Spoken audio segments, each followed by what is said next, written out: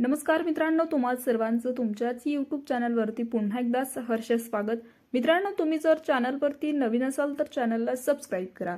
राज्यातील 29 महापालिका निवडणुकीसाठी आज मतदान पार पडत आहे।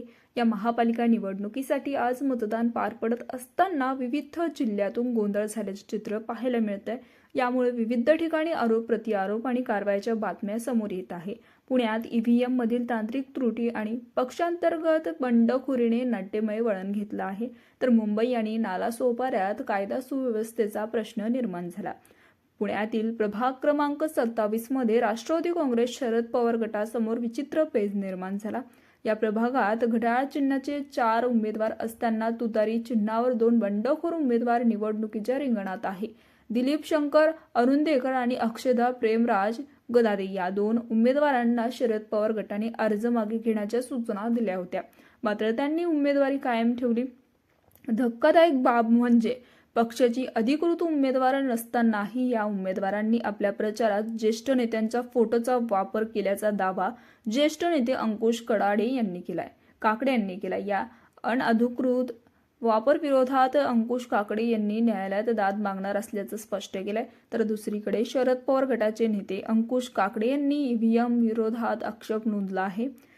अंकुश काकडे हे नुकताच मतदानासाठी एका मतदान केंद्रावर गेले होते, मात्र त्यांनी तिथे असलेल्या मतदान यंत्राबाबत ईव्हीएम गंभीर तक्रार दाखल केली आहे। मी 4थ्या क्रमांकाचे बटन दाबले पण त्यावरील लाईट लागला नाही, असा दावा अंकुश काकडे यांनी केलाय।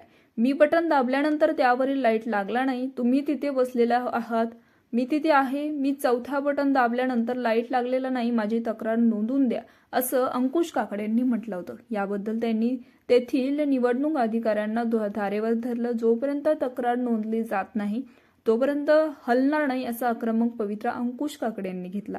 मुंबईतील चेंबूर प्रभाग क्रमांक 153 मधील मध्यरात्रीच्या सुमारास मोठा तणाव पाहायला मिळाला। शिवसेना UVT कार्यकर्त्यांनी एक व्यक्तीला बोगस ID कार्डसह मतदान केंद्राच्या परिसरात फिरताना रंगेहात पकडला।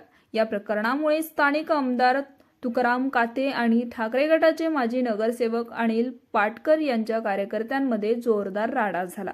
रवींद्र महाडी यांच्या नावाच्या संशयित इसमाला गोदिया पोलीस स्टेशनमध्ये दाखल करण्यात आले। धुळे शहरात निवडणूक प्रशासनाच्या नियोजनावर प्रश्नचिन्ह उपस्थित केले जात आहे। शिवसेना महानगर प्रमुख संजय वाले यांनी प्रशासनावर सडकून टीका केली। अनेक मतदार केंद्र मतदानाच्या राहत्या घरापासून लांब ठेवण्यात आले।